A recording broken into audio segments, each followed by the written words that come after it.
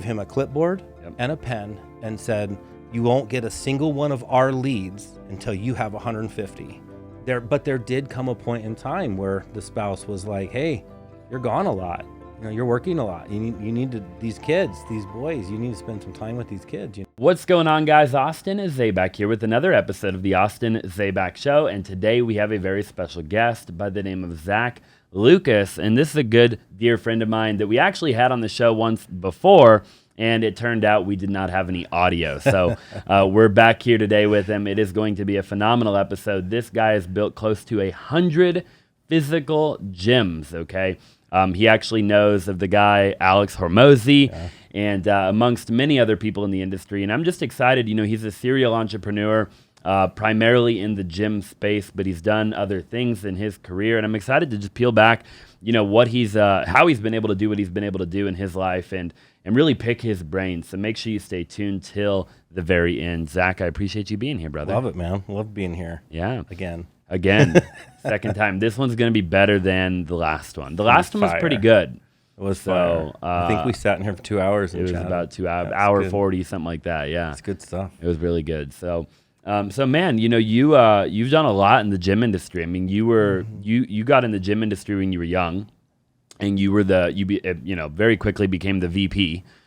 Correct me if I'm wrong. Yeah. And you rose through the ranks at a young age, and then you kind of branched off. And so kind of walk me through that back then, back in the day when you were young and how that all came about. Yeah, I actually fell in love with leadership when I was like 14, 15. I think a lot of entrepreneurs maybe figured it out pretty young.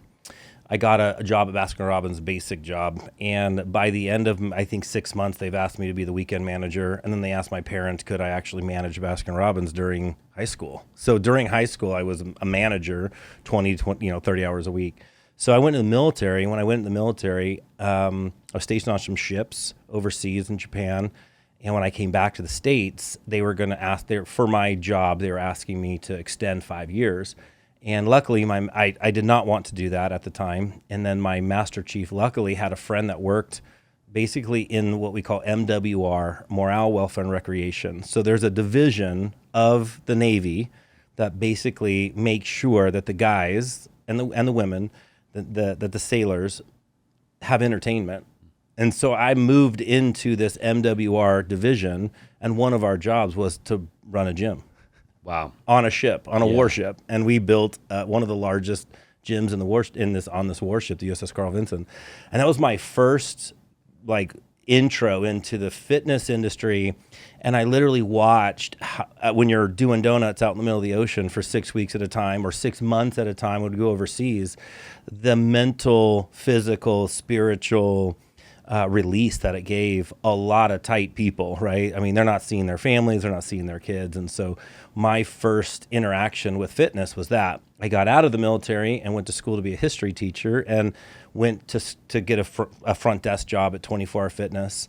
And because I loved fitness, I loved working out, it's pretty basic. And then I caught that leadership bug again, saying, hey, I wanted to be a trainer, and then a fitness manager, and then a general manager, then a district manager, and eventually worked into a national sales role, which was at the time they changed the title VP to a national sales role. But I ran a division of 24-Hour Fitness. And after that, I left, and I didn't love the corporate environment, although I learned a ton about the corporate environment.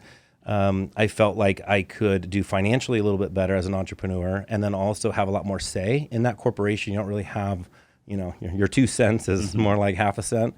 And so, I partnered with some guys down here. We built a bunch of gyms in the area and built those up sold those to LA Fitness and then redid it. Started building my own studios, and then partnered with another guy out in California, and we built about 60 in the state of California. And, same thing. The goal was to build them up and sell them to, build them up, keep them if we wanted to, or sell them. At the time, that was really hard because I lived here with my boys, and I was flying every other week, living in a corporate executive suite and running the company week on, week off over there. Yeah. And this is a little bit before we figured out remote.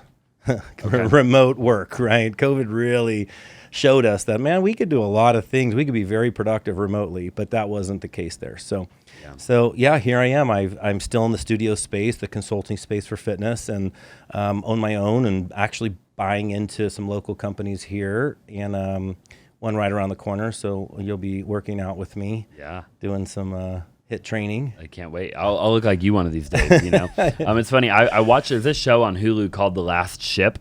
I don't know if you've ever seen that show. I don't think so. And the whole show is about like a warship, you know, like a Navy warship, and it's like the apocalyptic, like end of times type of thing. And it's like 5 seasons long. It's it's a real deal show, you know, and it's just interesting. I never knew that about you, but you talk about the warship, and they had a gym in this show. And I'm not a big TV guy, but once in a blue moon when I'm traveling or something, I'll pick a show and watch it, you know. And but that's interesting. I totally see how that could be a big release for those guys and gals. Yeah, the Division Morale, Welfare, and Recreation, which is funny because tomorrow's Veterans Day, right? And they have a game room. Their job is to schedule when the ship pulls into port. The job was of this team.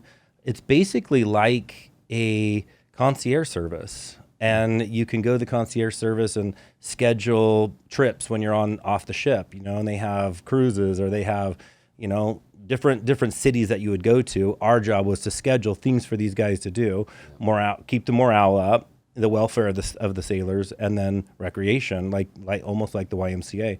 Keep them active, keep them doing things, because, you know, idle minds, you're out spinning donuts in the middle of the ocean. Yeah.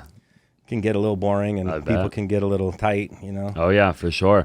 So here you are, you work at 24 Hour Fitness. Now, 24 Hour Fitness, walk me through, like, that's a big gym, right? Like, this is a gym where they're charging, what are they charging on average? Back at that time, they were charging anywhere from probably $29 to $59 a month for your basic membership, and then probably $150 to $400 a join. It wasn't the new model of low cost, high volume, where it's $0 to join and $9 a month.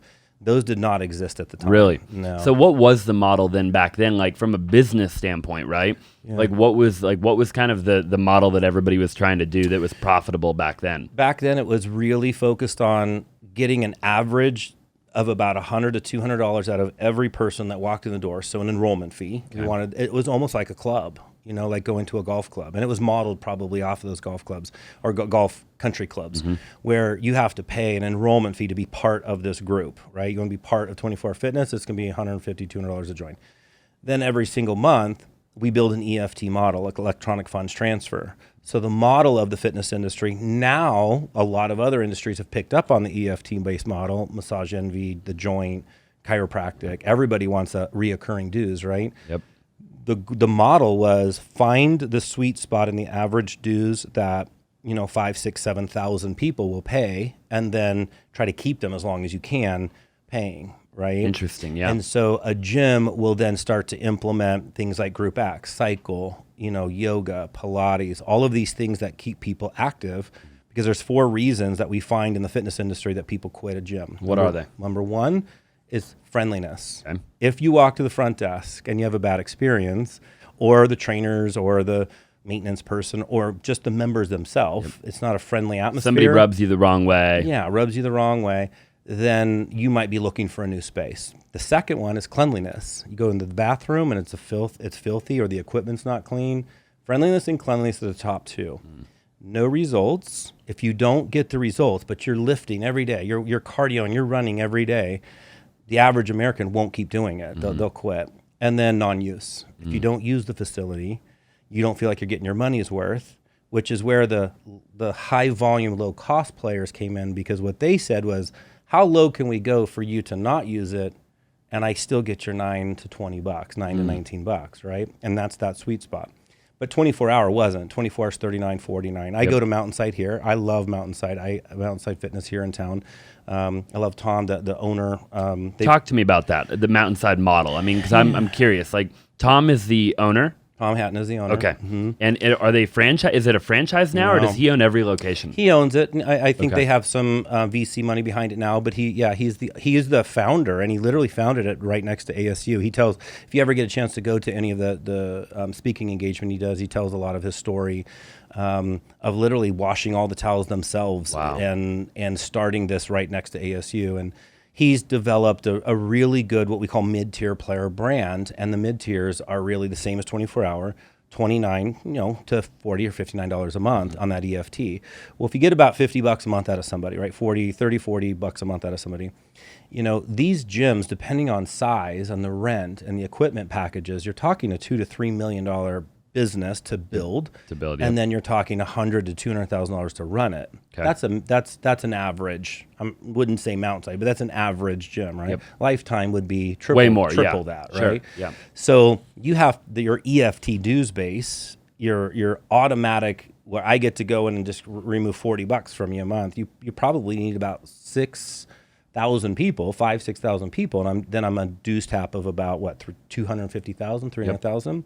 And now I've got margin, right? Yep. I've got that margin up over whatever it costs me to run the thing. You got rent on the building and payroll. Interesting. And those are really, really expensive. So, in my opinion, the reason why I like them the most, number one, they're a mid-tier player. So a mid-tier player continues to charge that $29 to $49, $59 a month. I think for my whole family, it's $99. But it tends to not attract a player that wants to pay $9. Okay. And there's a difference between a $9 discount group honor and somebody that's willing to pay for the Tesla. What is that difference? Like in the human, in the avatar, the human being, right? Like if you could you describe what you believe that difference is, like in the type of person? Yeah, those models are really built off volume, high volume, because they need 10,000 people to pay their to make that margin, right? And he'll only need 4, 5, or 6. So they're going after a lot of people that are just sitting on the couch. They're making it what we call no judgment zones. Yep. They're not. There's no lifting pads. They don't. I'm really not their ideal client, because even this morning you get kicked out. I was doing deadlifts and dropping stuff, and I would have been booted, lunk alarmed in like 9 seconds. Without naming names, like Planet.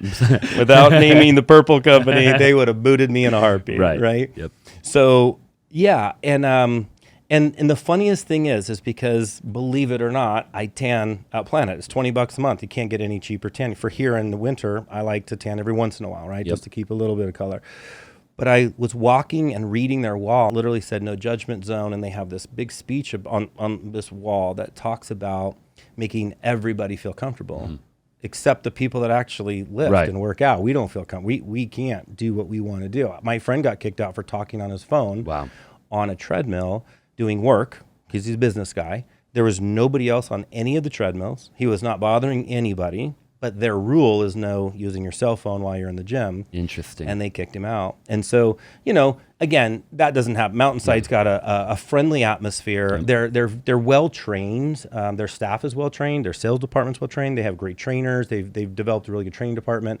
The flow, the atmosphere of the workout floor, they have integrated into lifting areas and lifting pads and cages, and they've one of the companies that has migrated to realizing that this generation likes to lift. They don't like to be on a lot of the machines. In fact, a lot of the companies are taking out a lot of these cardio machines because they're starting to recognize that we need to teach your body how to become the machine, not be on a machine. And the only way to do that is to get over there in that free space and run and jump and push and pull. And so that's why I choose them. There's a little, and riffraff's a bad word, but I like to keep my membership high enough so that it doesn't attract, what I would call everybody looking for the best deal in town, the discount player.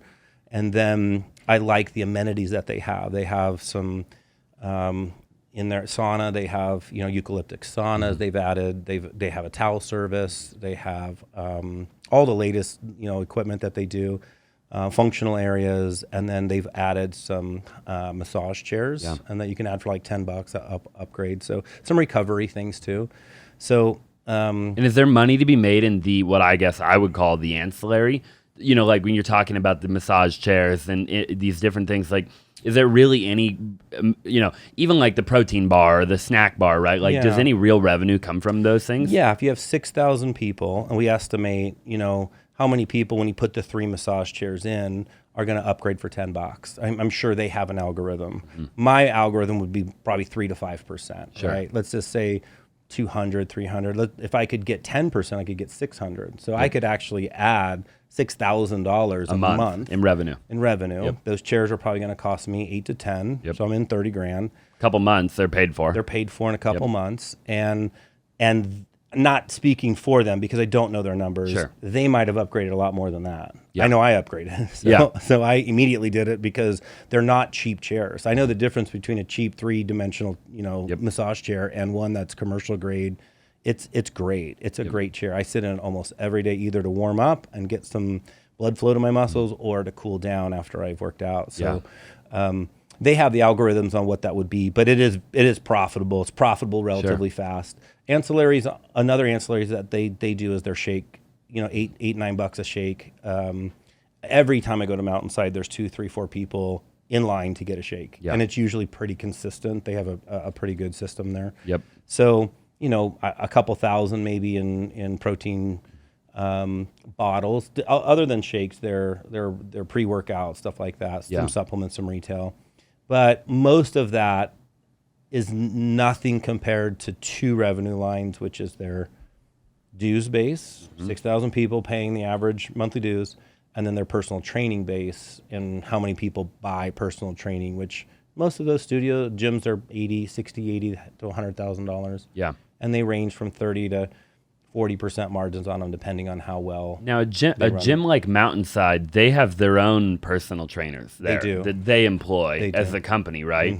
And then the personal trainer makes whatever they make a salary or a percentage of the amount of people they train or however they get paid. And then, so is there some real profitability there, would you say? With the personal training inside of this mid-tier, Mountainside being kind of like a mid-tier as an example, right? And then you've got this personal training aspect of it in there. Is that? And Mountainside's done a great job. Some of their stores are, I'm just speaking just what I think, and what my stores used to do. My stores were about $80,000 to $100,000 a month. We netted about a 47% margin. We were really high. We ran a very, very smart personal training play. So if we did 100 in the store, I might be able to put 47,000 towards the bottom line. So considering that the staff employee cost for us was about $75,000 a month, I mean, I was paying for 3/4 of our entire staffing by the profit from just PT. So then you go dump all the EFT on from the front end, which $100,000, $200,000. Some of our stores were extremely profitable, and PT was that. Now PT in it's changed in this market because of Instagram and because of social media. Right? I shouldn't call it Instagram. It's just social media. The internet has allowed trainers to branch out with new software like Trainerize and other companies, and they can try to reach clients through these guys, through the web, right, through the internet, and they can, or social media, and they can try to bypass that middle player and have that space. And doing things from home, which we saw during COVID as well. There was a shift towards this home place. But what I would say is there's still a majority of those people that have come back into wanting to be with people, wanting to be in the space. There are obviously some influencers and some people that are just absolutely killing it through social media, but I would say most of the people are back into a studio or a gym. Of the I guess any gym probably has the same model, but when I think of 6,000 or 7,000 members, let's just say as an example, in this like mid-tier, right? How many of those members go to the gym every month? Like, would you say, like, there's an algorithm for all of this, right? But like, isn't the model to some degree just to take the people's money that aren't going to the gym and take it as long as you possibly can? It's when I do consulting, one of the ways that I can tell the heartbeat of a brand is their retention level. How long? It's called the member lifetime value. How long does a person keep paying this monthly fee? And when you work that backwards, if you figure, okay, a person stays here 7 months, a person stays here 8 months, really good companies, you're talking 12, 15, 18 months, 2 years, right? So if they're paying $35, I pay $39 a month at Mountainside. This is around to 40. And I've been there 5 years, 60 months. I mean, I've paid $2,400. My member lifetime value to them, I'm worth $2,400. Sure. If they can recreate me, Tom Hatton is a happy man. You're a good customer. Yeah. So they're trying to figure out, well, why do I pay and keep going? What is attracting me to keep going to this gym? What do I like about Mountainside, right? So, there's different things that they do as far as some of the specials to get you in, right? Most of the time they offer a free 1-hour orientation session with a coach or a trainer to help get you a plan. Studies show that if you're a brand new member today and you meet somebody within 24 to 48 hours that helps you in that gym, your member lifetime value extends. Wow. And everybody's a little different, but 24 Hour found that if they did that, extended by like a year, because they had now a plan. Yeah. Not even the ones that bought training, because then some people off of that realize, man, this is a lot more complicated than I thought. I'm gonna buy some training. It's their intro, right? Yep. It's their intro sale. So then what we found is that if we offered a touch base every 30 days, even if it's just jump on the scale, let's do your weights and your measurements.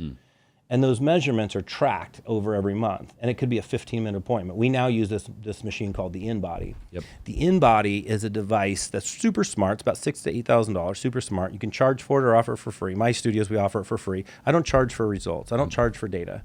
That data helps me extend your member lifetime value. If I can get your member lifetime value to stay 2 years, I don't want your $15. Sure. No, you're going to make the money. You're paying over there. $189 a month at my studio, right? So I make it free. Or I make at least the appointment, the first one free, maybe the second one, which is in 30 days. So if I have a follow-up system for you, we call ours reprograms, that's the point in time where we can literally sit down and say, you joined, you're so excited, right? You are feeling this, and this. Most people join because literally death and divorce are number 1 and 2. Wow, really? Death and I had divorce no number idea. 1 and 2, and got to get that hot body back, or I need some time to heal, right? Yep. And the other ones are just feeling fitness. They just, it's overweight or over body fat, or a doctor says you're a health risk. Like I've been in this industry so long that I teeter back and forth between about 5 or 10, 15 pounds. And when I got COVID, I was actually in a category that I didn't want to be in, over 40, BMI over 30%. Yep. And when I was looking at this data going, you're a medium risk, not high risk, but you're medium risk. Yeah. And so that kick-started me to go, no, it's time to get that back, right? Yeah. So I go immediately back to Mountainside. And so the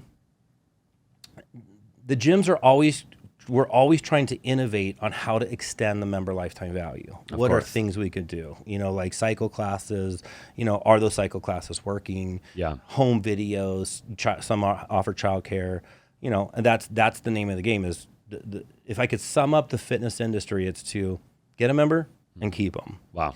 And so, for me as a consultant, I usually tell people I can tell the heart of the brand by what that brand does after you join. Yep. The service level after you join, right? Any company that you buy a watch from, I guarantee if you call that company and you have a problem with that watch, what's the service level going to be? Very high. Very high, very fast, because they want you happy, because when you go to shop again, you're most likely going to think, I want another one of these, of course. because my experience, right? Yep. So some gyms don't do that at all. They sign you up, and there's no level of service. And some of them defy that process by keeping their membership price so low. Right. We now are seeing memberships. The first company out of San Diego is now $5.99. Wow. $5. I don't think I've ever seen that before. What do you have a name for that company or? I think it's Choose. Okay, got it. Yeah. What, in your opinion, what is the most successful brand gym that you've ever seen from a business standpoint? Defining success. Yeah. And this is all defined in a book or an organization called IHRSA, IHRSA, the International Health Racket Association. They list every year. They list out the top brands. Okay. Of the top 100, and LA Fitness is the top brand. Really? Financially. Yeah. They dominate financially, but they also, for any of us that are in the industry, it's one of the only brands I personally haven't worked with a lot. I did a little bit of consulting between selling our company to them. Yeah. They wanted me to be one of the execs that bridged the gap between our employees and theirs. And they are what most people would recognize as a Grant Cardone style, a Alex Hormozi style. Although both of those guys are maybe a little bit smarter with their sales, but they are. When you get hired, my best friend's a successful gym general manager, Tyler Hicks. He's been one of the best, 15 years in the industry. When he got hired at LA Fitness to be a general manager or a sales manager, they gave him a clipboard and a pen and said, you won't get a single one of our leads until you have 150. So of your own. Beat the street. Wow. And he's 15 years, one of the best sales managers you've ever heard. I mean, he could have walked into LA Fitness that day and sold. But what they were teaching him is not on our dime, not on our leads. Wow. You have to participate as a sales rep in generating your own business. So as much as LA Fitness gets a very bad rap for turnover of employees. Interesting, okay. But of course, they probably do because they hire a lot and everybody thinks they can sell until they get their clipboard. And then they go out and start walking the street and trying to get a name and a number and an email for somebody that might be interested. Yeah. And it's not that they don't have to sell them a membership on the street. They just have to get a name, a number, and an interest. They're just gathering leads. Whereas, and I think he did it in maybe a few hours, and he was really smart. What he did was he actually went to businesses.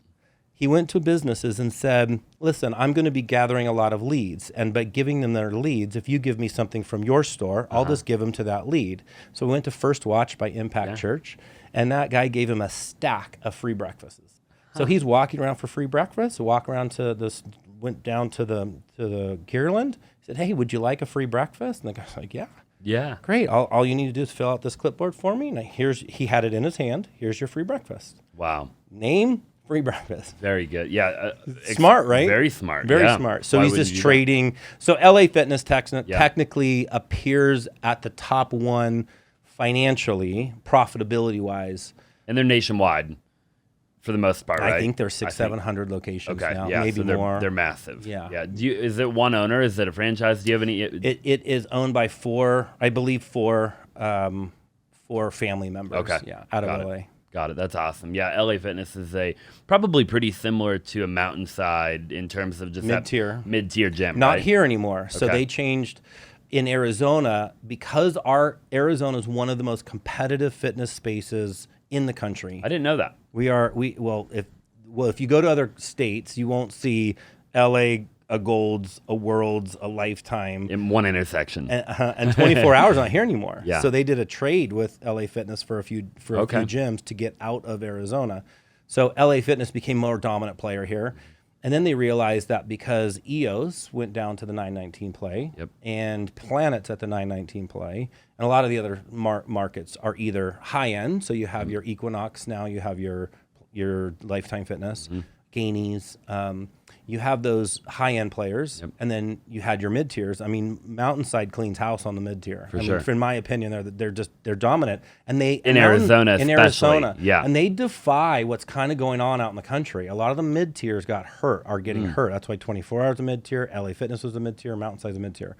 So, and my company, Pure Fitness, when it was here, we were all mid-tier. So we all battled each other at the same price point.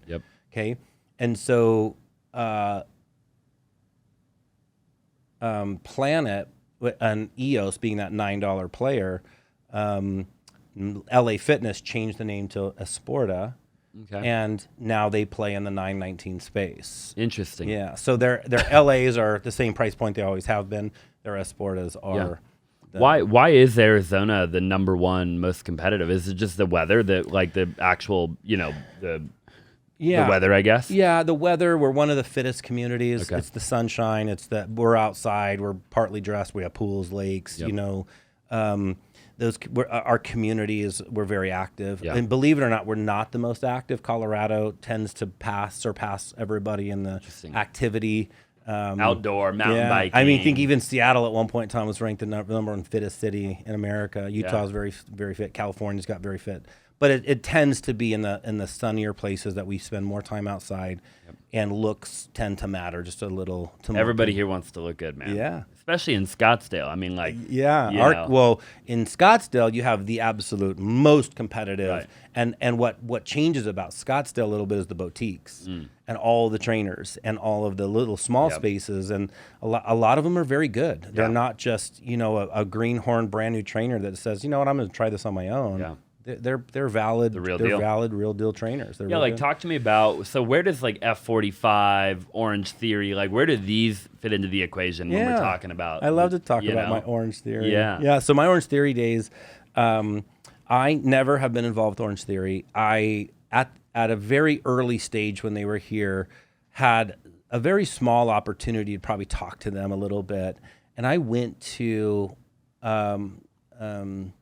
one of their locations that we're building by our big gym. And we were at the same time selling our gym to LA Fitness. So our company was literally like, well, what are we going to do? What's going next, right? And we saw the studio. We liked the studio because we were trainers. We loved the studio model, the boutique studio model. So I remember looking at Orange Theory from the outside, peeking in. It wasn't open. It was in pre-sale. They were still building it, going, yeah, nobody's paying $159 to go run on a treadmill. I mean, I remember saying that and kicked my own ass. The guys sold here for I think close to $50 million for the Arizona market. So, I mean, I don't know if that's the exact number, but it was very high. Yeah. And so ours is a competition. FIITNATION, my brand, is a very similar brand. So the boutiques started to come out of the process of one-on-one or small group training was very expensive. If you hire a trainer right now, any decent trainer, you're paying minimum $60, probably up to $90 to $100 per session. A master level trainer is probably gonna be $100 an hour, just like a masseuse. If you hire a masseuse, $60 to $100, right, for an hour. So, so 3 times a week, it ain't cheap. $300, $1,200 a month. So what most of us started to do is say, well, we could group people together, like-minded people, like an Orange Theory is really like-minded people. It's all people that want to burn body fat and to get in better cardiovascular shape. They don't have a lot of other equipment that could do that. Not speaking for them, but just being in the industry, that's what I would have gone there for. If I want to get a quick 10, 15, 20 pounds, I'll put me on the treadmill and it's going to happen. So, and they have good programming, and so by doing that and running their math on only a 1,500 to 2,000 square foot rental space for $5,000-$6,000, even at an expensive place at $10,000. I mean, my rental places on 44,000 square foot gyms are $50,000. Right. So they immediately cut their cost from 50 to 10, and then think about the members that come there. It's not the discount members. It's all your corporate, your business, your personal training clients. You're literally dragging 400 or 500 clients from these other big boxes that want community. They want to work out with their friends. They want a coach, and they're willing to pay $179 a month versus the $1,200 that they might be used to paying. And a lot of these the ones that we're talking about, they don't have a bunch of equipment. I mean, their equipment costs. I mean, like I walk into an F45 and I'm like, 30, 40,000 max. Yeah, as mine are opposed 70, to 75, which is still low. I mean, 75,000. As opposed to what, $1 million or $750,000? I mean, just depending on the size of the gym, obviously. But yeah, you're right. My Montana club is $44,000, and it's a $750,000 equipment package. Wow. So whether you buy that cash or you finance it over 3, 4, 5 years, you have a $7,000 to $10,000 payment on that. Right. And so here you have these littler gyms with a littler building, a smaller building. The membership's 3 times as much money, and there's a fraction of the equipment cost to get a fraction of let's call it the startup cost to get the gym going. Oh yeah, right? 400, and I think in Orange is 400 or 500, and I think they want that for F45, but that's high for an F45. F45s are probably 250. My studio's maybe a little higher, 600. We have a bigger equipment package, and we do a little bit larger space. Okay. So we have a little larger capacity. We actually can take in what we call learn, active, build, or burn. So we can take in a brand new client. We can take in an active client. I can build muscle because I have cages, racks, kettlebells, dumbbells up to 80, 90. So we incorporated not only the one-on-one and the small group, the CrossFit style cages and racks. We're not CrossFit, but we brought in that ability to coach that way with build. And then we bring in also the burn. And so a lot of the companies are one modality, right? Like a club Pilates, one modality. Although they have a great model, and Pilates is so good for you. I mean, it's a good workout. I've never done it. Oh, you should try it. Go over to Club Pilates. Yeah. I plug them because I absolutely love them. I love the owner. It's like a cardio workout, right? I mean, isn't it? It is everything, man. You think it's one thing, and then you're holding a muscle group for a period of time, and then they'll have you roll through that core muscle group into something else, and it turns into immediate strength. And you're just like, and it's all your own body, and you have these springs, and you're on a reformer. And even in there, and then they stand you up, and they have TRX. They have some HIIT style area too. They've really done a great job. I think the only challenge for us, they're limited to about 12 to 14 reformers, right? And in our classes, we can hold up to 30, 40. In my biggest gym, I could have 50 to 60 people in a class, 2 or 3 trainers. And so it'd be what we would call large group, small group. And then semi, so we do some semi coaching. But all of the boutiques, Cycle Bar, if you've ever wanted to get into wholesaling real estate and you want to learn how to flip contracts and wholesale, right? Maybe you're brand new, maybe you've never wholesaled a deal, or maybe you're even doing a couple of deals a month right now, but you want to learn how to do more. Instead of joining my coaching program or somebody else's coaching program, we're actually looking to hire. So go ahead and message me 480-418-5339 and send me a text message opportunity, okay? So if you want to work with me, you want to work with my incredible team, you want all of our leads, you want all of our systems, all of our processes, everything, right? And I've done about 2,000 wholesale deals in my career, then go ahead, shoot me a text, 480-418-5339, and message me opportunity. And look, especially if you're in my state, okay, the state of Arizona. If you live in Arizona and you want to get into wholesaling, this especially is an opportunity for you because you can come sit right in this office with my entire team and be a part of one of the biggest wholesaling companies in the country. I look forward to talking to you. They all have that modality. Cycle Bar is just a party on a bike. If you've never done it, it's like going to a rave. Or an 80s style. I mean, you're up, you're down. It's a party. I've done cycling at a Lifetime. Yeah, and they do a good job. They do a pretty good job. Yeah. So the boutiques were born out of the gyms going, I could take this modality, and I could probably get 2, 3, 4, 500 clients. Yeah. Most of the studios need between 400 and 500 to make really good money, but I mean, 400 versus 6,000, 75,000 equipment payment at max versus $1 million. Yep. I mean, the barrier of entry is just way lower. So low. Yeah. And people want that, right? I mean, there's a demographic of people who want that. They don't want to go, like for me, I actually don't enjoy going to a Lifetime anymore. You know, there was a day and a time where I liked going to Lifetime, and then I found myself just using the sauna and the steam room at Lifetime. Like, I wouldn't even want to work out there. I don't know what it was about it, but I just didn't enjoy it. I didn't enjoy working out at a Lifetime, you know? So I would go there, I'd pay, it was like $200 a month to use the sauna and steam room. I'm like, this is ridiculous. You know, I may as well go to one of the things that you were talking about before the show, where it's more of like the recovery place where they have the sauna and steam room, but then I also get the red light therapy and I get the massage. You'd love it. Right. You know, so. And pay $30 to go to Mountainside, right? $39 to go to Mountainside. And then your recovery. So where you fall into is the non-use category. And if they had a team member that was tracking, or their software that was tracking that Austin is only using these things, right? And he comes in, and if they should have a scanner to use some of these things, because if they did, they could have a sales rep calling you and what we call low usage reports, and you would pop on a low usage report, and that sales rep or a service rep, both the same, would call you and go, brother, we noticed that you're only using 2 of our amenities. How about we get you with a coach, get you upstairs onto the equipment, and what are some of your fitness goals? What do you want to accomplish, right? And they start talking to you about find the need, fulfill the need, and then close you into other things that they have. Because if I were to be able to track a $200 member or $150, $200 member to only using my steam room, he's a flight risk. We call him he's an emergency call, right? But he's about to cancel. He's about to cancel soon. Yep. Yeah, it's $200. It's not worth it to go and sit in a sauna. Right. You can get that anywhere, especially 100%. With these new recovery centers. And mark my words, you're going to start to see these new recovery centers pop up everywhere. Why? So is that a good business model, you think, then? I mean, talk to me about the recovery center. Yeah, recoveries are $300-$400 to get in. The cost of them are low. The footprint's only 1,500 square feet. Rent is low on 1,500 square feet. You could pop it in a Scottsdale market, very, very high-end market. And everybody wants the fountain of youth. Yeah. I mean, it's the fountain of youth, right? Like we know that these bodies break down, cells break down. And with exercise and nutrition, that's been well documented for, staving off aging.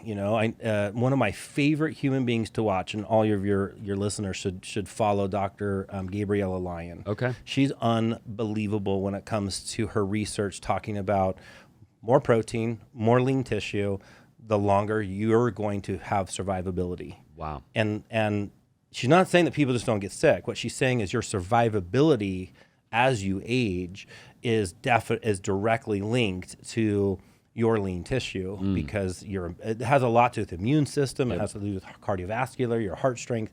So now what we're starting to see is a shift towards how do I take care of this body? Because we're breaking down. Oh, yeah. I don't know about your workouts, but everything on me hurts. I have a torn meniscus. I'm getting surgery on the 18th. 2019 did this knee. I've got a shoulder that doesn't let me push anymore. Dropped my motorcycle. Got a hurt wrist. Yeah. And so when I think with social media too, right?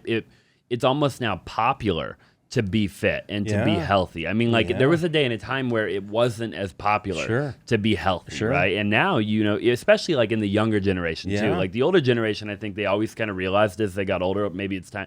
But the younger generation, I think they didn't really care before. Yeah. Whereas now it's like it's a cool thing to do, to look good, to feel good, to the whole thing. When I go to the gym, when I was younger, Gen X, so I'm Gen X. Gen X worked out. But we didn't work out to get fit. We worked out to get big. Right. That was Arnold, Jay Cutler. They were ahead of us, right ahead of us, and we were watching them, right? So that's not necessarily healthy. That was just lifting heavy, going. Gold's Gym. Now that Gen X is going, oh my gosh, I'm in so much pain. Everything hurts on my body. I had a friend text me this morning, and she's like, literally went to a concert last night in LA, and she said everything on my body hurts from just going to this concert, right? And so today she scheduled a massage and a recovery session of some sort. I can't remember what the recovery session was, but at a spa, right? Sure. So that age group is starting to recognize recovery. The age group in front of us, the baby boomers are aging, and they're trying to big time survive. Yeah. So now they're in the gyms trying to work out. And then you have the Gen Y and the millennials that are starting to realize looking good and feeling good is directly linked to also what we talk a lot about, entrepreneur, making money.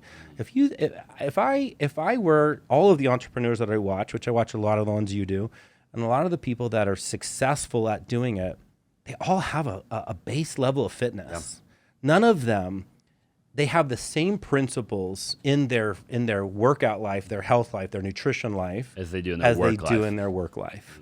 And it's very synergistic to say, I get up, I take care of myself. Like Alex Hormozi, I love one of the things he says is, I don't care. I don't tell people to get up at 4 a.m. if you're not a 4 a.m. guy. Maybe you're not a get up till 10 a.m. guy, but you're going to be staying up till 10 p.m. Right. And the 4 a.m. is going to be sleeping by 8 or 9, right? So he's like, I don't care when you get it in, because some people are more effective at certain times of the day. And he literally says, I'm more effective during these 2 periods of the day. So that's when I do it. So, but the truth is that they do align, and feeling good and being healthy and not as sick, and not having losing muscle mass and your immune system and all those things, and just the confidence that goes along with feeling good, looking good, and going to the gym, and then there's also this release of emotion. There's this release that they need because they're grinding and they're hustling, they're working hard.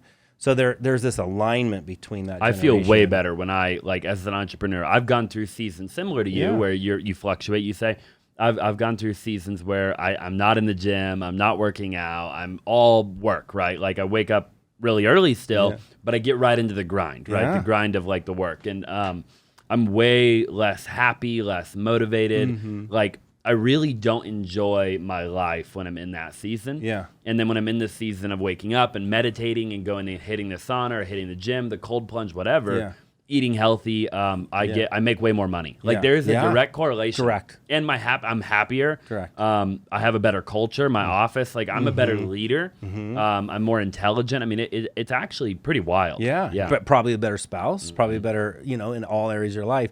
So, and it's not to negate, and I don't want anybody to kind of negate this fact that you got to get unbalanced to get balance. So if you are not financially or you haven't grinded in your career, I would say maybe it's time to skip the gym for a little while and get that foundation to your work ethic there, right? And maybe make it to the gym a little later. And it goes the other way. Yeah. So like for me, I'm 10 pounds heavier. I tore my meniscus and then I got pneumonia and I've been in bed in some way, shape or form, sick for like two months. So I've tried to work around it. Like a lot, I'm even a gym guy, still emotionally eat, right? So I've fluffed up about 10 pounds. So the last 2 weeks, I've literally been hitting it. I mean, every single day. It comes off fast if you do it right. Just like your businesses. If they will sit and let you teach them what to say and on that phone and what to do, you will get results very, very quickly. Very quickly. The same thing in fitness. One of the reasons why people don't get results is because they're watching and listening to the wrong people. And those people, some of those social media Instagrammers, those new fitness professionals never existed when we were young. You had to go talk to a fitness professional, right? They might know how to make themselves look good, but the science of teaching somebody else with their body and their habits and what do they work and what can they eat and what they cannot eat and what's their schedule and do they have kids, do they not have kids, like do they travel? They can't put a program together necessarily for everybody. They could just put a program together that says, this is super strict, follow this, and you're going to be great. Well, so yeah, we see this immense lineage between those who, grind hard, work hard, and then find this balance between, I call it unbalanced to get balance, right? So, and there's seasons behind that. And I'm a gym guy, so there's seasons behind. I will walk into the gym, work 12, 14 hours and walk right out and never touch a piece of equipment. And I just can't. I just need to focus on the business.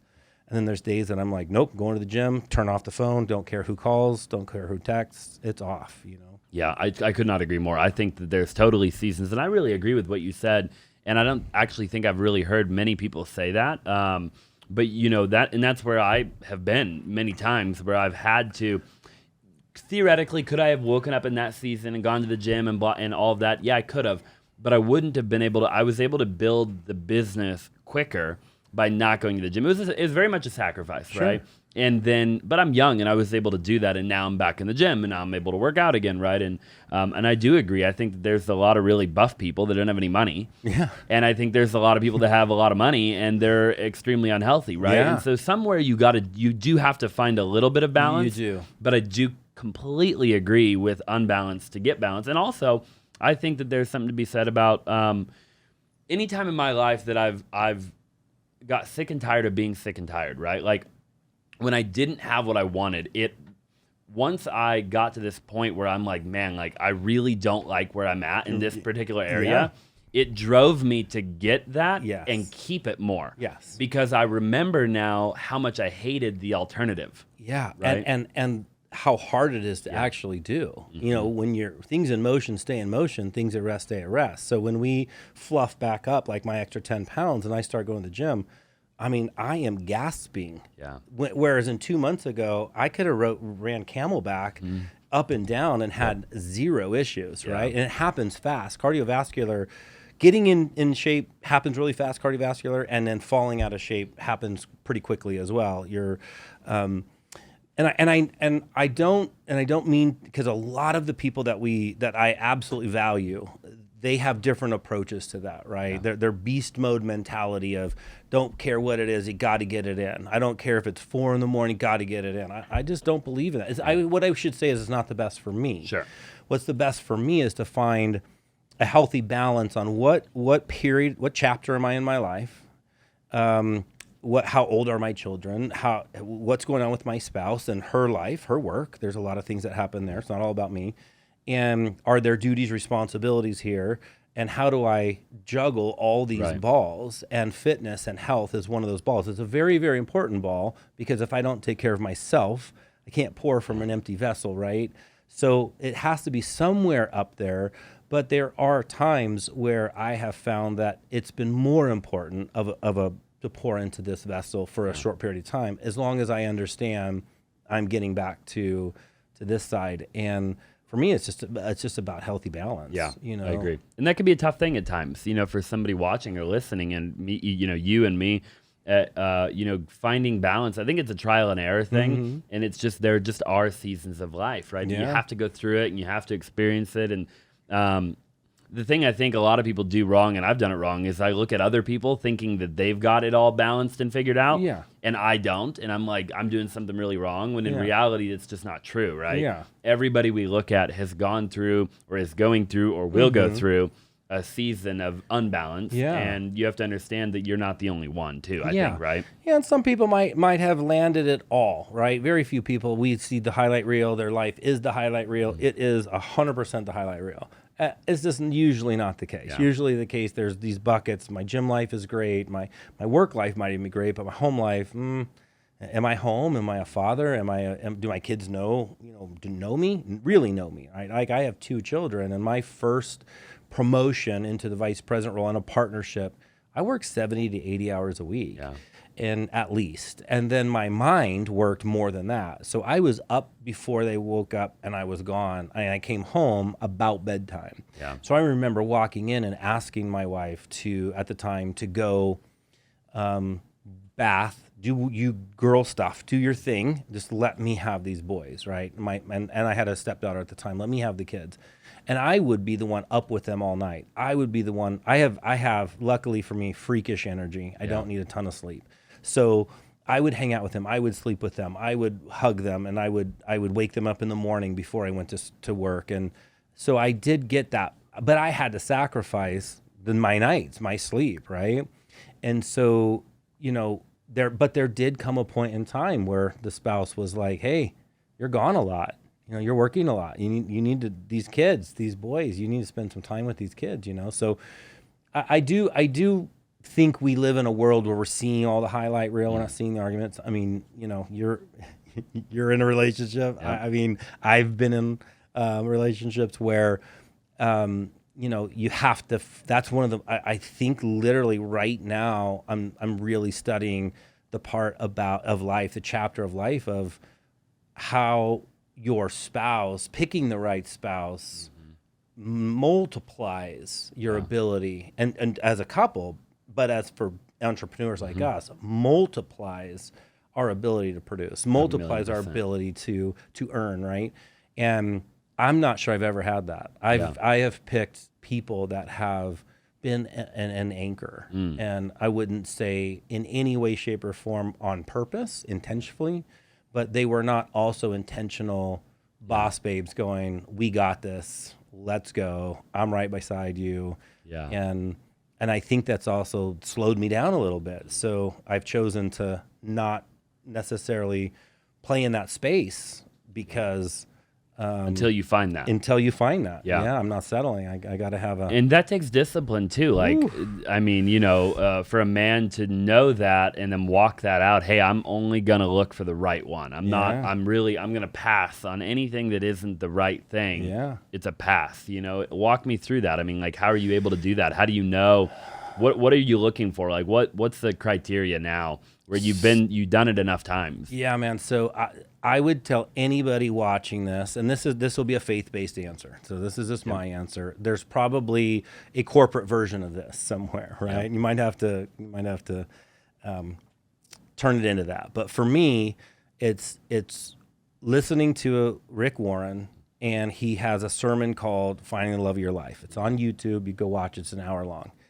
And literally what he talks about is the faith-based version of a checklist in the Bible that literally defines out for us, that says, if you want to avoid trouble, and he said, and the Bible says this 6, 7, 8 times in a relationship or your friendships, you will avoid this. You will avoid this. And the first thing is you will find somebody that are spiritually aligned. Number one, we believe the same thing. Yep. Because that simply can cause enormous rift. You can't be a Christian and marry an atheist. Right. Right? Right. That's what he's saying. Yeah. Okay. What the Bible says is believers marrying an unbeliever would literally cause major trouble, Yep. especially if you have children, especially if, because of the way that you want to live your life. Yeah. And the And that applies to win anything. problems arise in Yeah. partnership. You Yeah. know, like if you have a partner, you and I've talked about doing a lot of things together. And one of the things I love doing about you, partnering with you, is we share the same faith. So if we ever get into a rift, we come in a room, open the Bible, say, what does the Bible tell us we should be behaving right now? How should we be acting? Right? And how do you do that with an atheist? Yeah. Because they're not going to want to look into this book for the answers. Yep. They're going to want to look for something else. Sure. And so that's number one. So for me, that's number one. Yep. Number two is that their life purpose aligns. Okay. So if people can't or don't understand what their life purpose is, or they don't know what that is, then they probably need to take some time and figure what that out is. So for mine, my legacy in life, my life purpose, I know I was put on this earth to be a teacher, and I know on this life I want to leave the world a better place. And I also know that leadership is that vessel for me, is multiplication and duplication of hiring, trained, developing people and it could be in sales, because I absolutely love, the sales arena, fitness, anatomy, physiology, kinesiology, just business and overall business skills, running EFT-based models, whatever. So for me, I want to leave a legacy of love behind me. So my partner that I want to come along with me has to understand what her life purpose is, and hopefully those two things align, right? And then number three, he literally said, no addictions. No addictions. The Bible literally says if they are addicted, you will have trouble, right? One of the other ones was it's just like this spiritual checklist. It literally says no, can't be selfish. Selfishness. It can't be about me all the time. It has to, people that aren't selfish, they must be a giver, right? There's this checklist, and I think some of the other big ones were, no unresolved anger. So they have to learn, which is literally a lesson that I've literally brought with me today in case we want to get on it. But learning how to mind your mind. People that can't mind their mind, people that can't control their anger, emotionally, they're not mature. And so as faith-based people, we're supposed to really be aligned with equally yoked people. Equally yoked people means we've at least spent the similar amount of time studying some of this information, right? Even in partnerships, one could be stronger in some areas and the other one could be stronger. But if you've got partners that this one is really strong and this one's really weak, this one's pulling this one along, For sure. and you get unequal crop behind you, and one's dragging the other ox, right? You got two ox, one's dragging the other one along. So, talking about mindset, like you have to have somebody that has that same mindset. So that's my checklist, man. And it's a little deeper than that. And there's other, physical things in there, and there's some other things, but for the most part, they got to meet that first. Yeah, they got to meet that first. And then of course, obviously, you've got to be attracted to them, and that whole thing, right? Yeah, I do. But you can't do it the other way around, right? If you're just attracted to them, Yeah. and they don't meet the other criteria, right? I think people need to be very aware of what they're doing. Yeah, well, that's what we do, right? Right. We see somebody and we're like, wow. Yeah. I mean, I know that's for me. In the past, I've said, wow, and then we get to know them. And then little bit by little bit, they might not be red flags, they're orange or yellow, but you start to lower the standard. You start to take away the non-negotiables. What Rick Warren says, and I love that sermon he does, he talks about these are the non-negotiables. As soon as you have this non-negotiable, as soon as you sit down and you literally say, their family history, it's important to know what this family history is and how part of their life. You don't just marry one person, you marry into a family, That's the truth. Yeah, 1,000,000%. Yeah. So you are going to spend a lot of time with this person, and ideally they become somewhat of your best friend and business partner. And you know, they want to, if you are an entrepreneur like us, we want somebody who wants to go out and slay with us, you know. 1,000,000%. Yeah. That's a big goal, a big thing, actually. Yeah. You don't want them to necessarily be you. No. But you want them to be your partner, right? Well, you want them hopefully to, they counter you. Right. They keep you in check, like, right? They're our females in our life will be the ones to say, hey, maybe you were a little harsh in that meeting, right? Like, hey, maybe like they might even bring a different angle to the business, but together it just soars. 1,000,000%. I couldn't agree more. It's the yin and yang. Yeah. I've done relationships before where I was in a relationship with the same person, and that doesn't work, right? Either. So, you know, I agree with what you're saying. Like, you want somebody who's different than you, but that does totally support the vision, supports what you're trying to do in life. You have to have that, actually, right? It's a non-negotiable. Which is a special kind of person, because that means that they've been doing a lot of the same work you've been doing linear on their own, whether that's Bible work or reading Alex Hermosi or you know, Cameron Harold or Jack Welch. They've been working their own version of what we've been doing, and then these two worlds collide, and you're like, oh, we can be each other's biggest fan and supporter because they're an achiever, right? You're really talking about an achiever. And then hopefully those things align and you can start to achieve really good things together or even separately, but you will understand her, she will understand you. Like the people that I've been with have no understanding that a manager might quit for me in Vancouver and I'm going to the airport right now. I mean, I got to get on a plane, right? And they're like, no, this weekend. I'm like, well, you can come with. Yeah. Let's go do it together. Yep. Twice as fast, be back home, but they can't go or they don't understand why or, or they, in my age, they have other responsibilities going on, right? It's a little different. So when I married my boy's mom and she was in her 20s and I was in my 20s, she wasn't against the entrepreneur. She wasn't against the business that we were doing, but she made life very difficult for me to come home after a 70, 80-hour work week with bags all over my shoulder and grinding this company, pushing it 10 years up a hill so that we could sell to LA Fitness for $40 million and get a big chunk of money at 27, 28 years old. Right. She made life miserable for me as a spouse every night. It was not, it was not what we're talking about. She wasn't encouraging you, congratulating you, supporting you. No. It was probably more nagging when you got home, Nagging, not home. Yeah. When are you going to do this? When are you going to do that? And I'm like, well, I'll hire somebody to do that. I'll take care of the grass. I got the grass. She's like, you've got the grass. You to do the grass. Yeah. So she wanted me to do the grass. That was not the deal.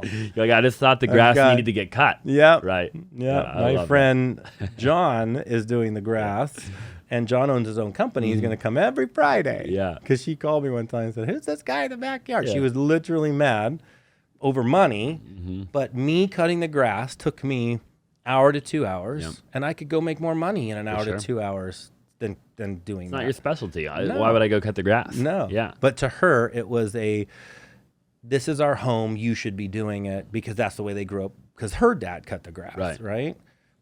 Well, and it's crazy how people, will grow up and they'll actually take all these different things that they've learned, right, and bring it with you. And I've always said, like, in life in general, right? No matter what you're trying to do or achieve, pretty much everybody needs to unlearn before they learn. Yeah. Right? Because there's a lot of times people go try to get new information and it's like, well, you got a lot of bad information though too, that you got to get rid of that. Pre-programmed. Right. Yeah. And then exactly these programs that we got from our parents and our grandparents and so on and so forth that it might not apply, or maybe it does and maybe it doesn't. But what happens is we just inherit it as the truth. Yeah. But we never actually question it, right? Yeah. And I think that's a big... Yeah, like eat everything on your plate. Right. Well, who put the portion sizes on my plate? How big of a child am I? How much meat do I need? How much vegetables do I need? How much macaroni and cheese do I need?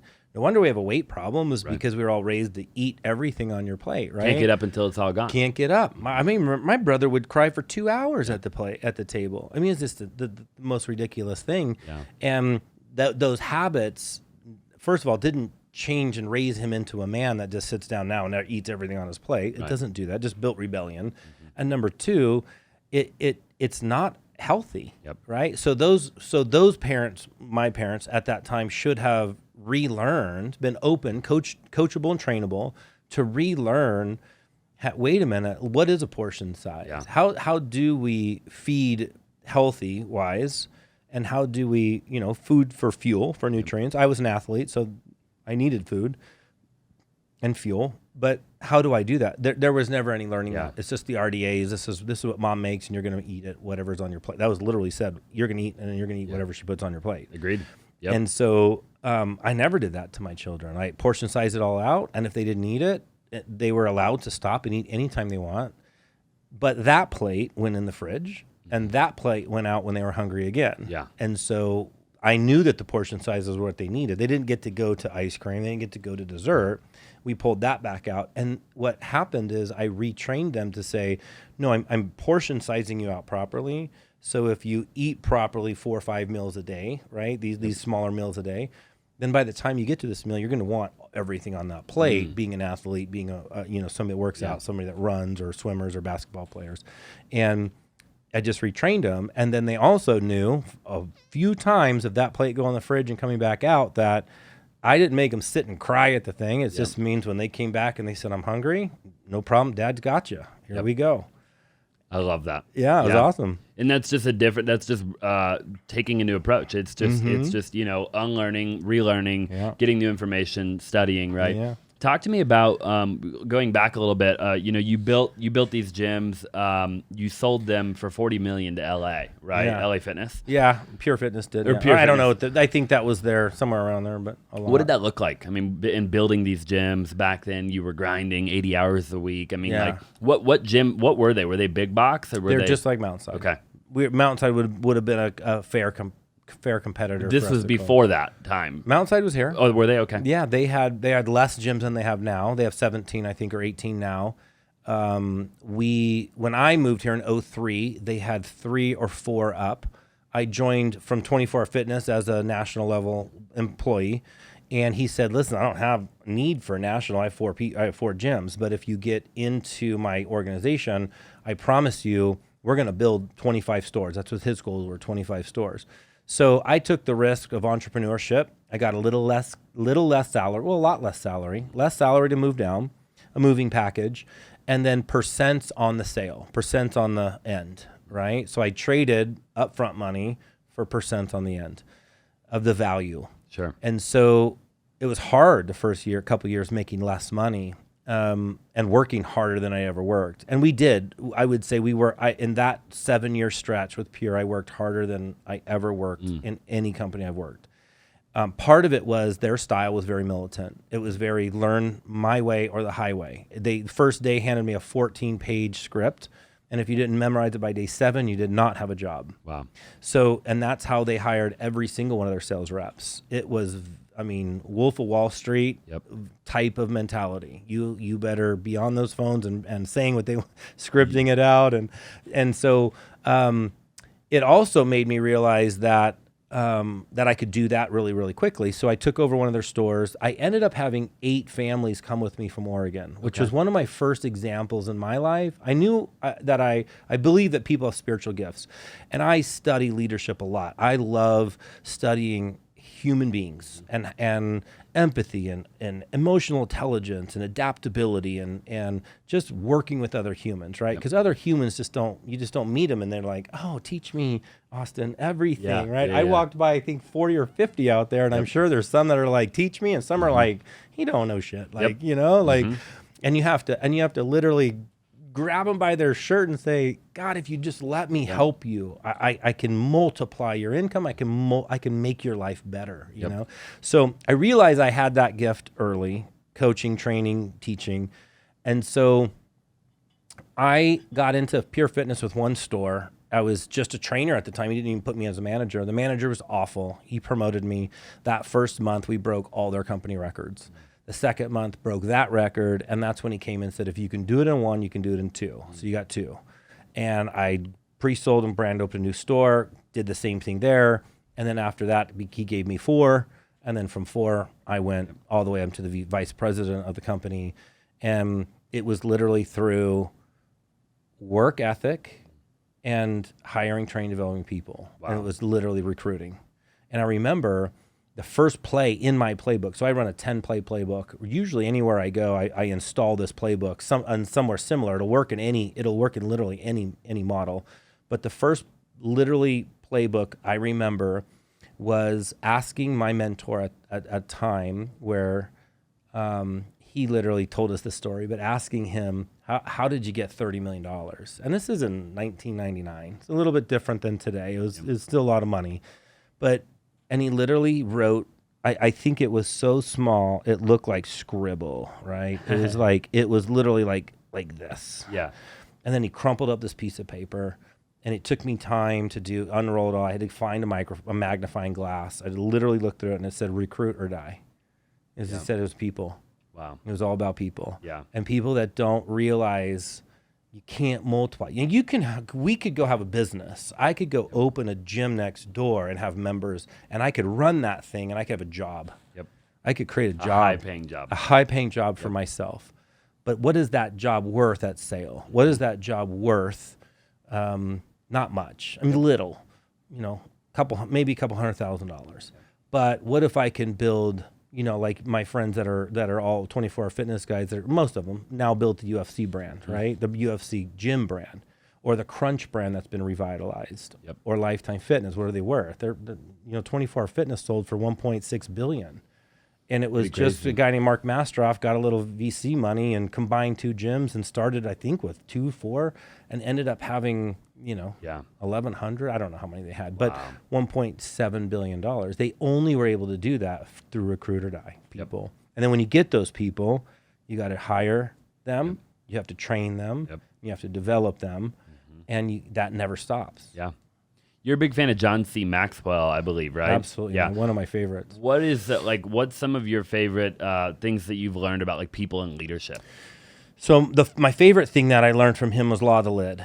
And that was the first thing I applied to myself, was that law of the lid states that your level of effectiveness is only as high as your ability to lead. So let's just give a scale to 1 to 10, right? I'm going to write it on here just so it's easier. I have a 1 to a 10. Okay. And let's just put a 3, a 7 there, right? And then that same 1 comes all the way out to here, and you got a 3 and a 7. Okay. So we all know pretty bad leaders. Yep. So if they're stuck here as a 3, as a leader, they're a leadership ability, and they don't spend much time getting themselves educated in how people management. I mean, first book, read the 1 Minute Manager, like some basic books about human development, human people. Then his effectiveness is this big, right, in an organization. So he can only lead people up to a level 3. Yeah, right. And guess who won't come to work for him? A level 4. Or a 9. Yeah. You hire a 9 because they just know. They just know immediately. Like they get into the room and or they maybe never even end up in the room. I mean, they just know. Yeah. Wow. The only reason this ever happened was good for me is because when I got promoted, I realized I had a 4 above me, and I knew I was already a 6. So I just waited my time until they realized Zach's better, and I slid into the job. But that's pretty rare. For the most part, these people won't come to work for you. They can't even get past an interview. A 4 interviewing a 9 doesn't work, right? So your and I job as head of this organization is to get ourselves as close to a 10 as we can, so our level of effectiveness in the organization is here. And then below us, the more that we can train our downline staff, we multiply the effectiveness of our brands and our businesses by training and developing leaders that can hire at a higher rate. 5, and 6, 7. that really then becomes the multiplication and duplication of a business or of anything, right? Of any organization. If I go and I can become a 9, and then I can train an 8, right? And then they can train an 8, and they can train an 8, and so on and so forth. Then it allows the organization to grow at a high level. Yeah, think about sports. Alabama, Ohio State, these coaches that recruit, it's because they win. Wow. And when they win, it's because the number 1 coaches in the world want to work for them. Then the players all want to come play for them. So they end up every year top 10, right? Top 5, top 4 in the country.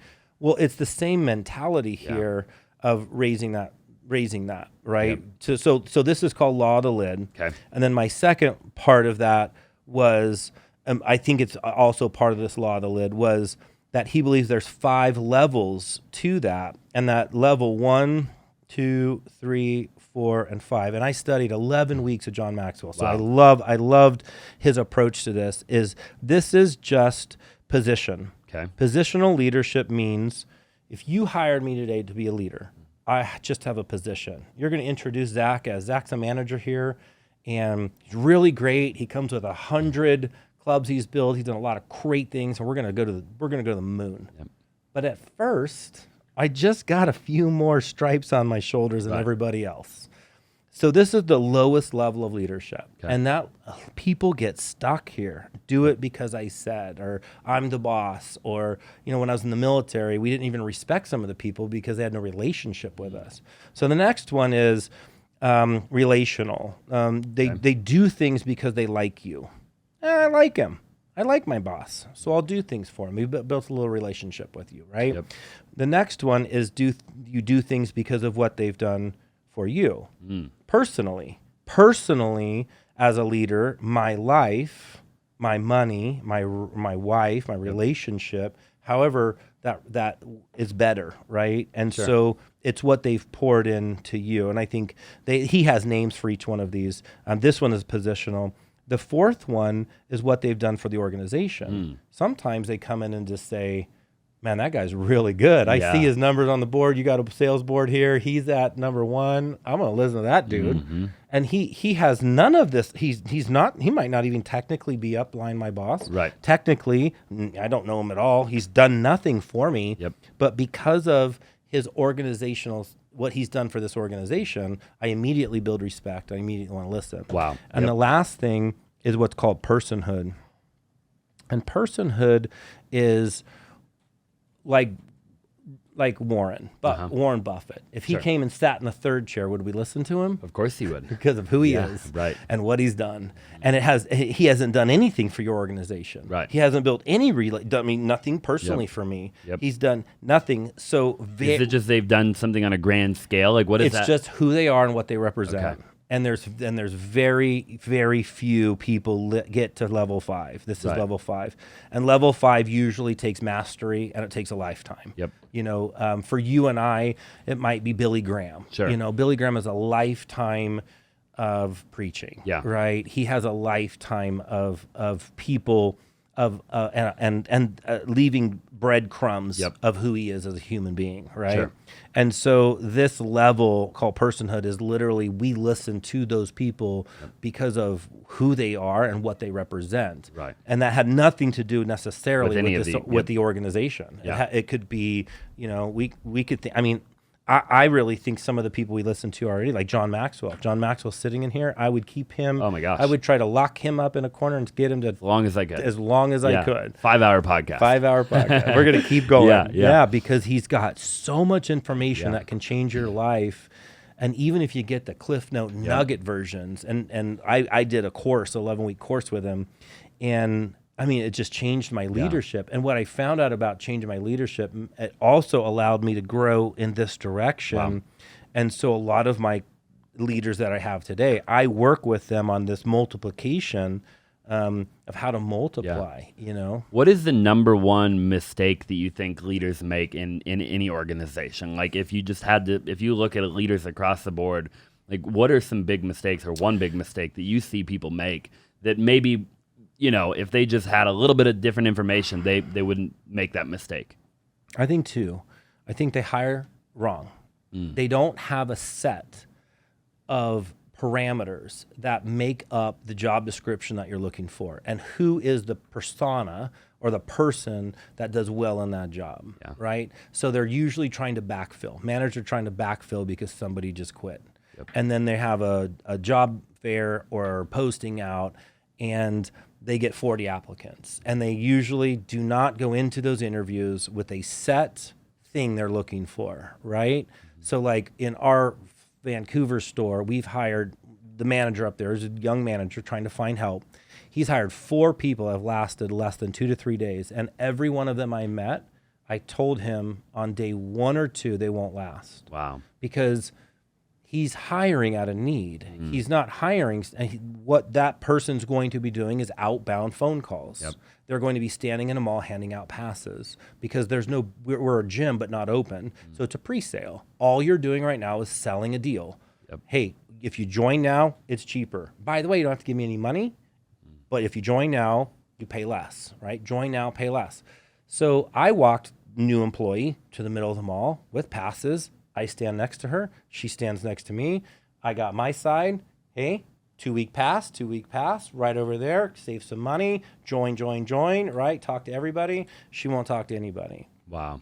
So from day one, if you have a set, so I have 13 things that I look for in people. When you're hiring. When I'm hiring. Okay. I have 13 things I look for in people, and I rate them on a 1 to 10 scale. Okay. And then on this scale, it will give me a number, and that number is usually between a 4 and a 10. Okay. An 8.5 is a B, and that's hireable. Okay. Okay. So anything above an 8.5 is hireable for you. Yeah. Anything below that is not hireable. They're out of the question, or No, it depends on the deficiencies and what they're looking for. So if you're a real estate agent or a real estate wholesaler, then you know that lead generation is one of the most important aspects to any business. You know that you have to consistently generate leads on a weekly, monthly, and yearly basis. That way your team has people to call, and that way you're constantly getting new opportunities in your company. I actually partnered up with a company called Rocket Lead Services, and they have VAs that are outbound cold calling on your behalf every single day. In my experience, there's a lot of different ways that you can generate leads as an agent or as a wholesaler. You can do pay-per-click, you can drive for dollars, you can do text messaging, you can do Facebook ads, Instagram ads, and so much more. In my experience, I believe that cold calling is by far the #1 way to generate leads in 2022. Not only is it my favorite way, but it is the highest ROI from what I've ever found. So Rocket Lead Services is one of the best companies out there for doing just that. They have virtual assistants that get assigned to you and to you only that are constantly calling motivated sellers to generate leads for your business. Again, this is for anybody looking to generate seller leads for their business. This is for a solo real estate agent looking to do a couple of deals a month, all the way to teams that have over 100 agents and you're looking to generate more leads for your team. Wholesalers that are looking to generate more seller leads, all the way to wholesalers that are looking to do many, many deals per month. Go to www.rocketleadservices.com and go ahead and book your free consultation. Again, that is www.rocketleadservices.com and book your free consultation. Now, let's get back to the show. But for me in the fitness industry, I have found that #1, you have to love people. People, period. Yep. Some people don't want to be around people. They want to be in a cubicle and everyone want to talk to a person. And they're not good at talking and to they're people. not, and you know, shouldn't have them and talk you to know people. exactly who they are when you meet Yeah. them because you're like, why are you talking to people? You should never talk to people. Yeah. So #1, they gotta love people. Okay. #2, they gotta love fitness. #3, they got money motivated. Money motivated to me does not necessarily mean that they want to drive a Ferrari. Right. It doesn't mean that they want to drive like. Doesn't mean they love money. No. The love of money. It means that when they check in and they have a comp plan that directly links them to either making 15 an hour or they can go make 50, that they want to make 50. Right. And they're willing to do whatever it takes to make the 50, regardless of what they go spend their money on. Sure. So money motivated to me means I check in or clock in and I am ready to work. And if you guide me if you walked me out there and said, here are the best ways for you to earn, Yep. I will flip the comp plan backwards and I will crush that comp plan. Sure. Because I'm money motivated for the hours I'm willing to work. Okay. The next one is competitive. If they don't want to either not only win healthily in the office, they want to see their name at the top, but they also want to crush the other companies that we battle against. I find that competitive people, not necessarily they're lazy, but they're complacent. And there's complacency is not a great place for our business and trying to fill up the gym. You know, right. yeah. You're right. The next one is they are overachievers and competitive, or I'm sorry, they are coachable and trainable. That's a big one. Yep. They have energy. They have the ability to energize others. They have edge. They have passion. they have adaptability, and they are available. So that's a scheduling. So I have 13 things, and those 13 things, this person might get a 5 here and a 10 here and a 9 here and a 7 here. And it's going to either give me and then you just take the scale, average of that. Take the average. And then based on how all of the interviews score, right, my team and I will literally take these people and we'll say, well, as the manager that's there, let's say this manager, her name's Brooklyn. What are Brooklyn's skills? What are her strengths? And does her strengths line up with, who does her strengths line up with best? Because not a lot of people get 8.5 and 9s on the score when you're hiring basic sales reps. Sure. Right? Some of them get more like 6 and 7s. So the potential is A, how fast can I get them to an 8.5? Because when they're an 8.5, that means you're really not monitoring every call they make. They can pick up the phone. They can call a potential lead and say whatever you want them to say. Right? So some of them, like I've had some people that have, their schedules are so bad, it's a 0 and they're out. I mean, it's just a line through it. And as a GM, I'd be like, I'm not interested in somebody that has that can't do the time. If you can't do the time, you can't become successful at what we do for a living. So this is, when you ask me what are the 2 things that they do, this is what they do wrong. Number 1, they don't have a system that is organized enough to know who succeeds at this job. And then I go look for those people that mirror and match as close to that as possible. The second thing they don't do is weekly, monthly, some form of coffee with Austin. An eval. An audit to tell them how they're doing.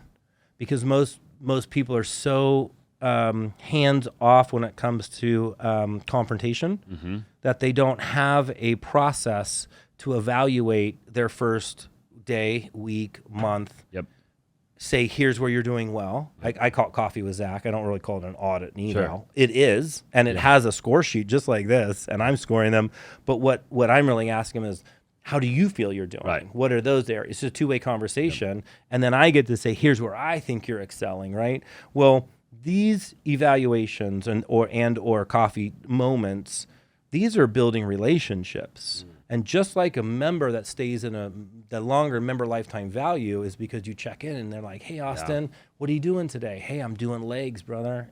And you know what? We noticed your legs are looking better. You're looking good. Hey, you've been consistent this week. You've been in it every day at 4 a.m. All of those little things that they say help you feel good. You feel complimented. Now you like the people there, right? Friendliness, cleanliness. And now I want to come back. If I come back, I get the result I'm looking for, and I'm using the store. So it's really the same philosophy with these people. Is I want my member. The worst thing for any of our brands is turnover within the staff, because training and developing. I don't know what you spend to train and develop a person, but we estimate $1,500 ish to train somebody. So my staff in Vancouver is not do 4. Okay, I'm $6,000 into training, and they're all gone. And it started down here because they were the wrong person. And then once, not only did they hire the wrong person, then even some of my veterans, I was talking to one of my veteran managers yesterday because we had an employee put in a notice. And I do an exit interview with all the employees. So I called him and I asked him just to speak freely. And he did. He just literally said, I don't feel part of the team. I don't feel listened to. I don't feel, I'm getting the hours that I need. I'm not making enough money. None of it was really bad. I got a new job with the state. It was just time for him to move on next chapter. Love the brand. I love what you're doing. But he had some things to say about the manager. And so when I went back to say, hey, manager, can I see when was the last, he's worked for me since May. Let me see his last monthly performance review. Coffee with Zach, right? Oh, yeah, I haven't done that. Oh, okay. Let me see the one, because it's October. We would have October's done, not November. So let me see September. Don't have that.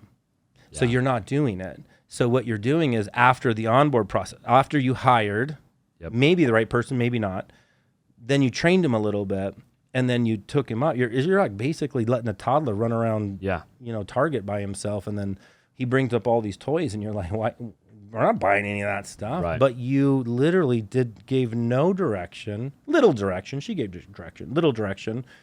And then you're not comparing. So where I came from at 24 Hour, and I will tell you, this is what most of the good sales organizations do.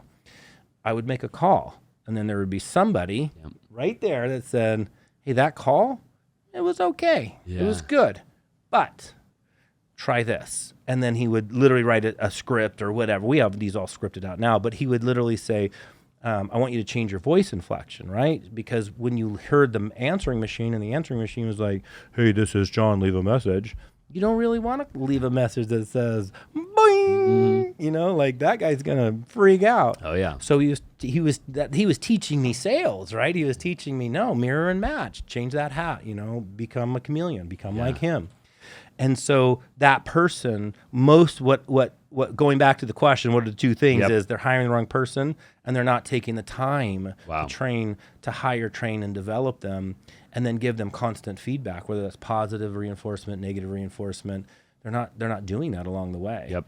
And I think the 13 things that you have here, really anybody in like a high achievement, high volume, high whatever type of industry, sales, high performance, right, could take those exact 13 and hire based on what you just described there. I mean, maybe you're not going to go hire an accountant that sits behind a computer all day based on that, right? But a lot of the industries that people watching or listening right now that would be hiring on would probably, I mean, I almost would copy and paste that. You could, you know, you could, I mean, and you could much. modify maybe one or two that say, hey, what specific things?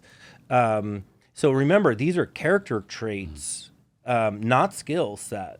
These aren't skill set. These are character traits. Now, some of those you could get their skill set better at some of them, but they're character traits that we're looking for. The next set of questions that we would kind of be looking for is, well, how many calls have you made?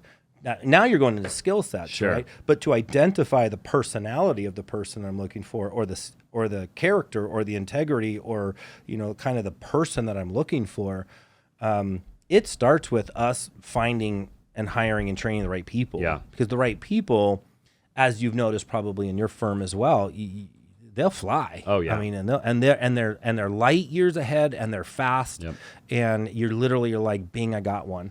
But for every bing, I got one, we've hired probably 10, 15 of the wrong ones. At least. And this is expensive for us. I know for me, this has cost me so much money. The time and training, and you know, I mean, even if you have a duplicatable training process, right? The time that it takes to train people, and then you're most of the time you're taking time from somebody else who could be making you money. You're right. Whether that be you or you're, you know, one of your top people that's now training that person, right? Yeah. So they're now taking their time and their energy to train somebody that might not even work out, you know, and that will cost a company a lot of money. And that's where we have found that we create universities for our companies, and our universities that are taught.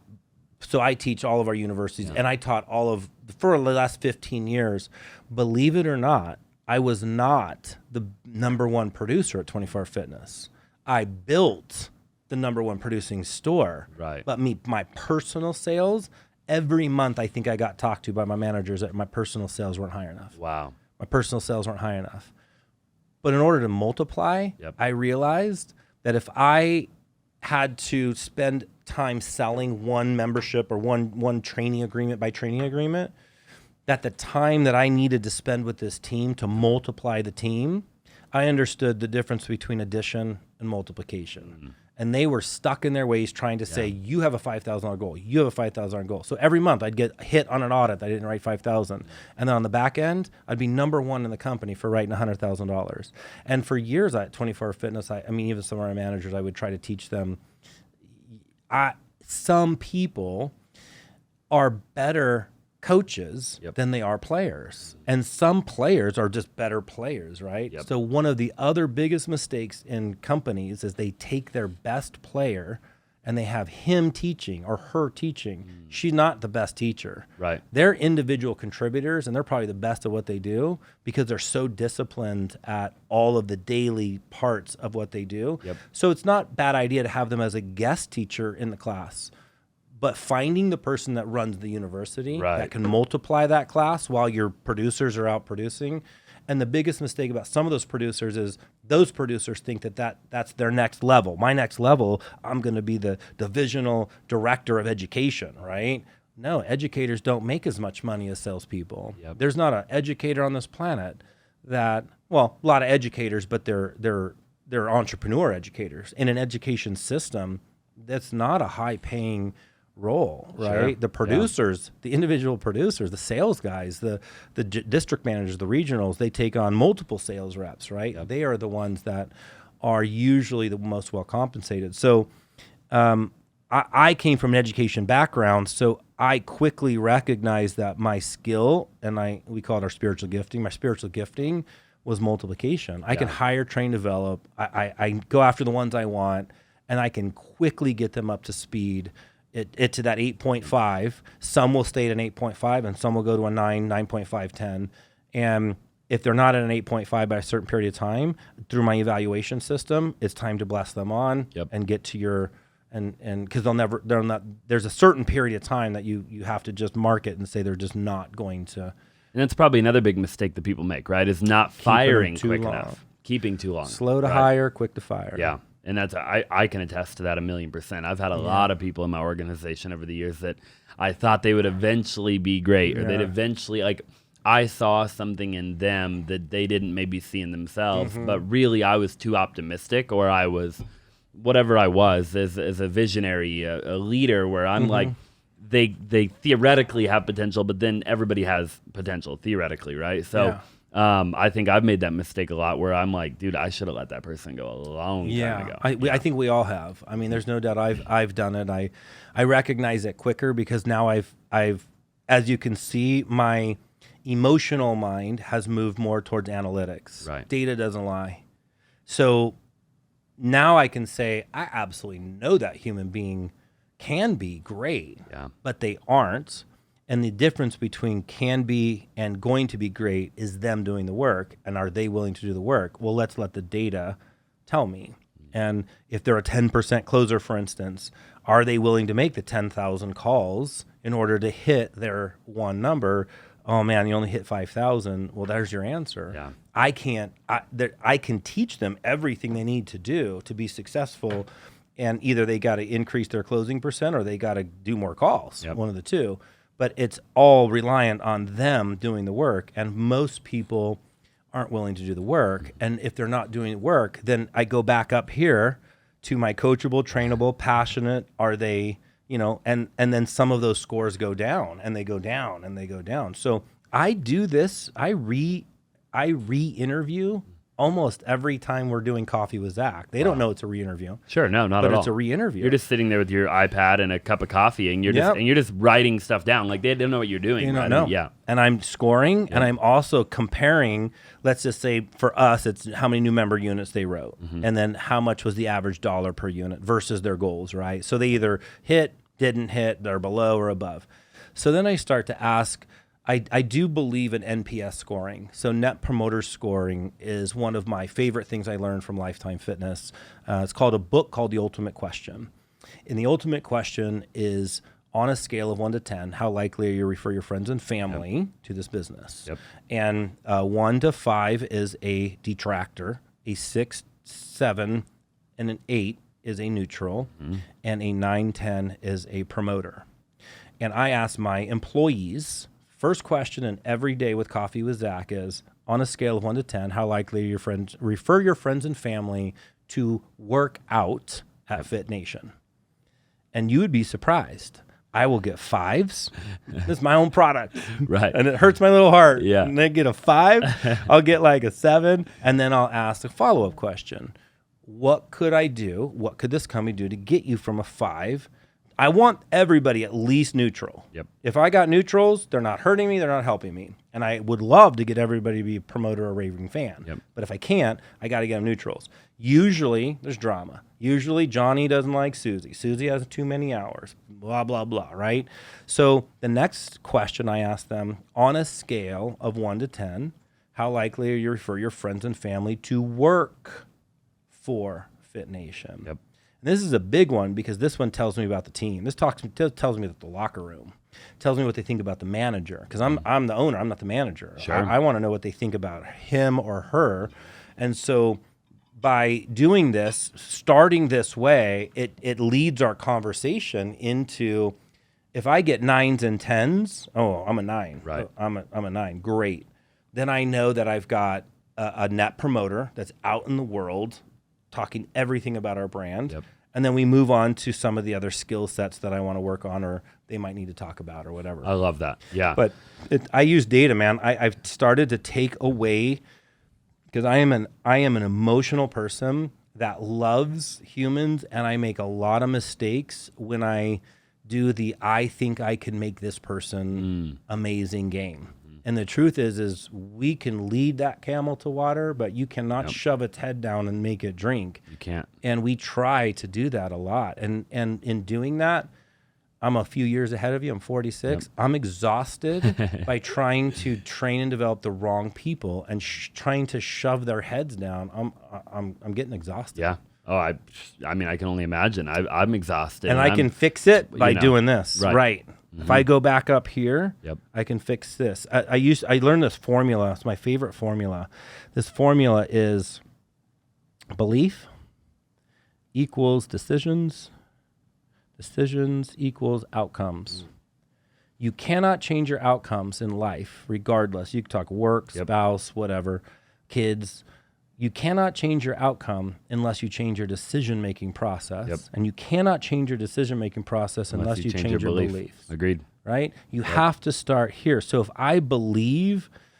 you can do anything in the world, whatever it might be, right? Right. You'll make decisions that are in line with the belief. Yeah. And if you make those decisions consistently long enough, then you get the outcome. Yeah. So I have friends I'll just use a spousal, a friend of mine that we went out to lunch the other day, and he's having trouble at home. Okay.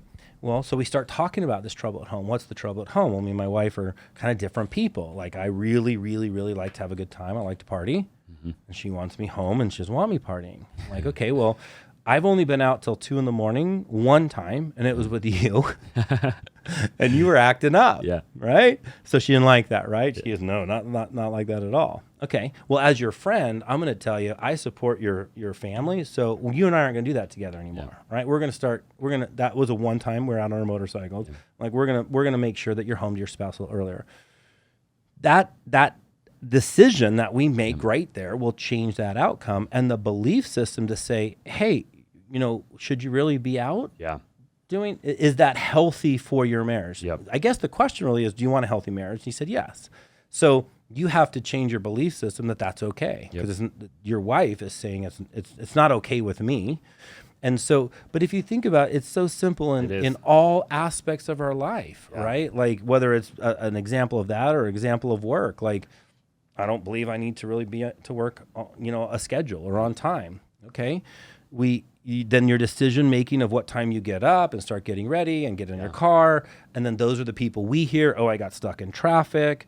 I'm sorry, I'm late to the meeting. Like, whatever it is, they're all based on the decisions you made, but they came from the belief that on a Tuesday night, it's taco and tequila Tuesday night.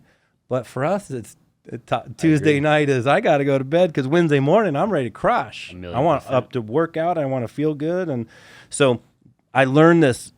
I learned it early in leadership, that change your belief system, that will change your decision making, and your decision making, you will have completely different outcomes. Ultimately, it'll change your life. It eventually will change your life if you do it long enough. Do it long enough. Yeah. I love that, man. Man, we've talked about a lot of amazing content. I feel like I can chop this video up into like 4 different videos and title them all differently. And I'm excited for that, because that's actually going to be really cool. In conclusion, what would you say? You're 46, you said. Woo! Is that what you said? Call me out. Yeah. So you have wisdom, you have knowledge, you've built a bunch of cool stuff. You've built almost 100 gyms. You're an entrepreneur. You've worked with a lot of different people. You've had a family. You have a family. What would you say if you went back and you were to give your 18-year-old self some advice, some life advice? It could be business, it could be life, it could be anything, but it could really only be like one thing, just for the sake of this question. What would that one thing be? At 18-year-old Zach, that 18-year-old Zach wouldn't have listened. So I'm going to have to go like maybe 21-year-old Zach. Okay, 21-year-old. Okay. So I would probably, a few things. I would probably hand him the book and require, even maybe sitting with me, to read The 7 Highly Habits of Effective People.